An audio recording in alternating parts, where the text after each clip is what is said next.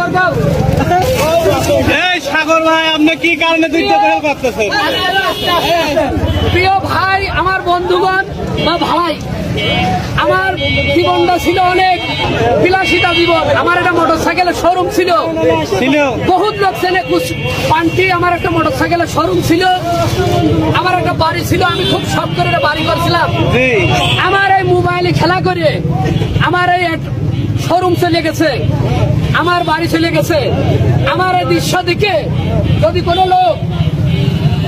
কোনো লোক একজন ব্যক্তি ভালো হয়ে যান, যত টাকা নিয়েই যান, হলে রিসার্চ করেছি এই মাথায় আমার নিজের কর্ম করা ছিল। আমি এত মানুষ কর্ম করে বানাইছিলাম, আল্লাহ পাক আমাকে দিয়েছিল।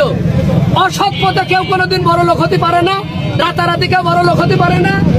কোন মানুষ এইটা দেখে সব শিক্ষা গ্রহণ করবেন, জীবনে কেউ জুয়া খেলবেন না। ঠিক আছে, ঠিক আছে।